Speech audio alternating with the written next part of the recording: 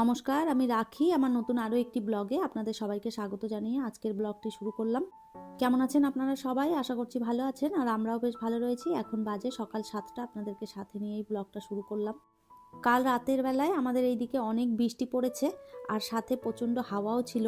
আর এই যে দেখতে পাচ্ছেন, হাওয়াতে না টব পড়ে একদম ভেঙে গেছে, তো ওই জন্যে চারোদিকে মাটি একদম ছড়িয়ে ছিটিয়ে রয়েছে। সকালবেলায় ঘুম থেকে উঠেই বেলকনিতে এসে দেখেছি বেলকনির অবস্থা এরকম হয়ে রয়েছে। তো এটা দেখে তো আমার মাথায় হাত, কি করব এখন। ভাবলাম যে গাছগুলো তাহলে লাগিয়েই ফেলি, সাথে এই জায়গাটা একটু পরিষ্কার করেও নেব।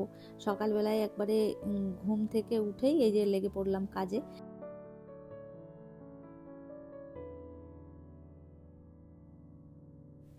আর এই তো গাছগুলো লাগিয়ে দিয়েছি। আর এই যে দেখতে পাচ্ছেন, এই লঙ্কা গাছটা একদম শুকিয়ে গেছে, আর এই গাছটার লঙ্কাগুলো একদম ঝাল নেই, মানে এটা শুধু শোয়ের জন্যই মনে হয় হয়েছিল। তো ওই জন্য গাছটা তুলে ফেলে দিলাম। আর এই যে দেখুন, চারোদিকটা একদম সুন্দরভাবে গুছিয়ে নিয়েছি, গাছগুলোও লাগিয়ে দিয়েছি, আর ওপর থেকে না জায়গাটা একটু খালি করে দিয়েছি। বেলকনি সুন্দরভাবে গুছিয়ে রেখে এসেছি। আর এরপরে এলাম চা করতে। অনেকটা সময় কেটেছে, কাজের দিদিও চলে এসেছে, দিদির কাজ করছে, আর আমি এইদিকে দুজনের জন্য চা বসিয়ে দিলাম। তো সকালবেলা একটুখানি চা না খেলে না মাথা একদম ধরে যায়। আর এই যে এখন সমস্ত গোছাতে গিয়ে চা করতেও আজকে দেরি হয়ে গেল। এখন বাজছে প্রায় ওই 9:30 মতন। চা নিয়ে চলে এলাম একদম এখানে বসে, একটুখানি চাটা খেয়ে নেব, তারপরে বাড়ির যে কাজকর্ম রয়েছে সেইগুলো শুরু করব। চাটা আগে খেয়ে নিই শান্তি করে। দিদি কাজ করে দিয়ে চলে যাওয়ার পরে টুকটাক আমার যে কাজকর্মগুলো ছিল সেইগুলো সমস্ত গুছিয়ে করে নিয়েছি। আর এরপরে আমি স্নানটাও সেরে নিলাম। এখন বাজে প্রায় 10:30 মতন। ভাবলাম স্নান করে পুজোটা করে দিই, তারপরে গিয়ে আর কি রান্না বান্না করব। আর এই যে আজ একটু সকাল সকাল পুজোটা করে নিচ্ছি। তো প্রত্যেক দিন তো সকালবেলায় পুজো করাটা সময় হয়ে ওঠে না, তবে কিছু কিছু দিন হয় যেগুলো আর কি সকালবেলাটাই পুজো হয়ে যায়। আর যেই দিনটা সকালবেলায় পুজো করতে পারি সেদিন না আলাদাই একটা শান্তি হয় মনে। আর ঘরটাতেও যেন একটা মনে হয় যেন পজিটিভিটি কাজ করে। যত কাজই করুন না কেন আর যেখানেই যান না কেন, এই ঠাকুরের কাছে এলে যে মনের শান্তিটা পাওয়া যায় সেটা আপনি কোনো জায়গাতেই পাবেন না। পুজো করার পর দেখবেন মনের ভিতরে যে একটা আলাদাই শান্তি পাওয়া যায়, সেই শান্তিটা আপনি কোথাও গেলে কিন্তু খুঁজে পাবেন না। পুজো হয়ে গেছে কমপ্লিট, আর এরপরে গিয়ে তুলসী গাছটাতে একটুখানি ধূপ দেখিয়ে দেবো, তাহলেই হয়ে যাবে। আর একটা দিদিভাই এর আগে কমেন্ট করে একবার ভালো করে রাধা মাধবকে দেখতে চেয়েছিলেন, তো সেই জন্য আরও একবার ভালো করে দেখিয়ে দিলাম।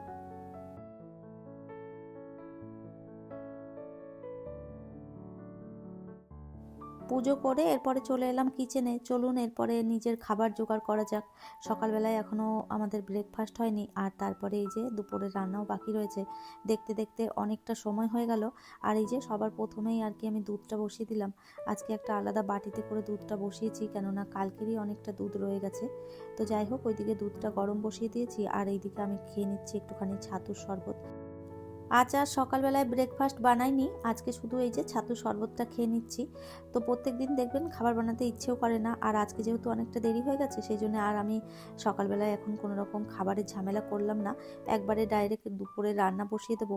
আর এই যে দেখতে পাচ্ছেন এখানে একটুখানি দেশি চিকেন আনা হয়েছে, ওইটাই রান্না করব। অনেকটা চিকেন আনা হয়েছিল, সমস্তটা ধুয়ে অর্ধেকটা রেখে দিয়েছি ফ্রিজের মধ্যে, আর অর্ধেকটা চিকেন রান্না করব। আর এইদিকে বিবেকও বাড়ি রয়েছে, ও বলছে খিদে পেয়েছে, ওকে একটুখানি এই বনবিটা গুলে দিচ্ছি। এর আগের দিনের ব্লগে আপনাদের দেখিয়েছিলাম সমস্ত জিনিসপত্র নিয়ে এসেছি। তো ওই বনবিটাটা দেখতে পেয়েছে, এখন বলছে আমাকে সকালবেলাতেই বনবিটা দিয়ে দাও, খেয়ে নেব। তো ওই জন্যে ভাবলাম যে যখন বলেছে খেতে চাইছে দিয়েই দিই। তো এই সকালবেলায় ওকে একটুখানি বনবিটা গুলে দিলাম। আর এরপরে চলুন তাহলে আমি বাকি কাজগুলো করতে থাকি, আর বিবেক খেতে থাকুক।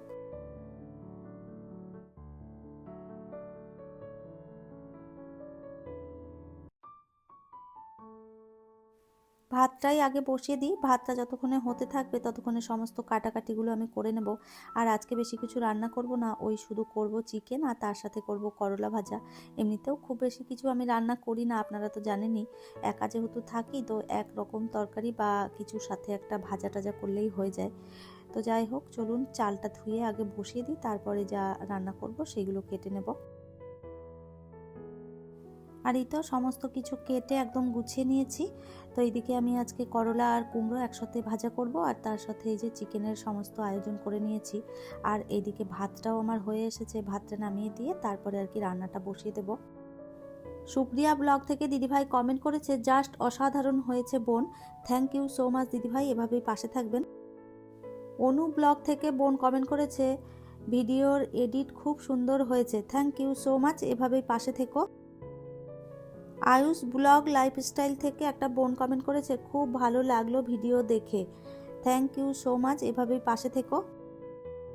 আমার সিম্পল জীবন থেকে একটা বোন কমেন্ট করেছে, আমারও অনলাইন থেকে গ্রসারি শপিং করতে খুব ভালো লাগে। থ্যাংক ইউ সো মাচ বোন, আমারও ভীষণ ভালো লাগে শপিং করতে। ফেলাপিনা বউ বেঙ্গলি ব্লগ থেকে একটা বোন কমেন্ট করেছে, তুমি যেভাবে মাছটা রান্না করো সেটা আমার খুব ভালো লাগে, ডেফিনেটলি এটা ট্রাই করব। থ্যাংক ইউ সো মাচ, অবশ্যই ট্রাই করে দেখো, আর খাওয়ার পরে কেমন লাগলো কমেন্ট করে অবশ্যই জানাবে। জয়িতা দিদিভাই আমাকে কমেন্ট করেছে, এত সুন্দর করে অ্যান্সার দিলে তুমি, অনেক ভালো লাগলো। আমাদের এখানেও সেট পাওয়া যায় না, তবে অনলাইন দেখলাম, কেমন হবে বুঝতে পারছি না। থ্যাংক ইউ সো মাচ দিদিভাই এত সুন্দর একটা কমেন্ট করার জন্য। তবে একটা অর্ডার করে দেখতে পারেন, খুব ভালোও হতে পারে, কেননা সবসময় যে অনলাইনে জিনিস খারাপ আসে সেটাও নয়। দু একটা জিনিস দেখবেন ভীষণ ভালো আসে, তো যতক্ষণ না অর্ডার করছেন ততক্ষণ তো বুঝতে পারবেন না, একটা ট্রাই করে দেখতে পারেন। আপনারা আরও অনেকেই কমেন্ট করেছেন, আপনাদের প্রত্যেককে জানাই অসংখ্য অসংখ্য ধন্যবাদ। আর এই যে রান্না প্রায় আমার হয়ে গেছে কমপ্লিট, এরপরে রান্নাঘরটা গুছিয়ে নিয়ে তারপরে যাব আমি বাকি কাজ যেগুলো রয়েছে সেগুলো করব। তো তার আগে ভাবলাম রান্নাঘরটা একদম পরিষ্কার করে নিই। রান্না করার পরে যদি রান্নাঘরটা পরিষ্কার না করি তাহলে আমার মনে একটা শান্তি আসে না। তো ওই জন্য আমি রান্না করতে করতেই অর্ধেকটা গোছাতে শুরু করে দিই, আর রান্নাও শেষ হয়ে যায়, আমার গোছানোটাও হয়ে যায়। আর এই তো চিকেন হয়ে গেছে আমার একদম রেডি। তো এমনিতেই দেশি চিকেন আমি ভীষণ পছন্দ করি। আর এই যে একটু ধনেপাতা দিয়ে দিলাম, এরপরে নামিয়ে দেব। চলুন তাহলে তরকারিটা নামিয়ে রেখে গ্যাসটা মুছে তারপরে বাকি কাজগুলো করে নিই।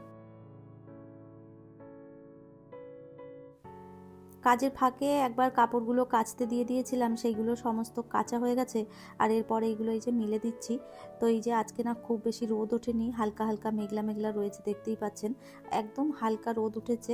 তবে যেহেতু মেশিনের কাঁচা, তো খুব একটা সময় লাগবে না, শুকিয়ে যাবে। তো বৃষ্টি আর হচ্ছে না, তবে মেঘলা ওয়েদার করে রয়েছে। আপনারা আমার ব্লগ দেখেন, কাদের কাদের জায়গাতে বৃষ্টি হচ্ছে কমেন্ট করে কিন্তু জানাতে পারেন। আমাদের এই দিকটাতে কাল রাত থেকে বৃষ্টি শুরু হয়েছে, আর আজকে তো দেখতেই পাচ্ছেন মেঘলা ওয়েদার।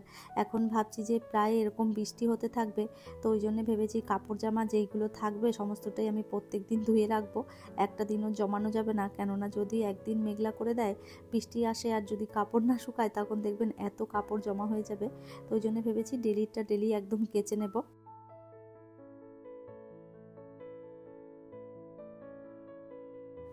কাপড় মিলে দিয়ে বাবুকে স্নান করিয়ে দিয়েছি, আর এখন এই যে আমি আর বাবু দুজনে মিলে খেতে বসে পড়লাম। একটা থালাতেই ভাত নিয়ে নিয়েছি, ওকেও খাইয়ে দেবো, সাথে আমিও খেয়ে নেব। তাহলে চলুন, আমার আজকের ভিডিওটা এই পর্যন্তই। ফিরবো নতুন ব্লগ নিয়ে, ততক্ষণের জন্য সবাই ভালো থাকবেন, সুস্থ থাকবেন। আবারও দেখা হবে নতুন একটি ব্লগে।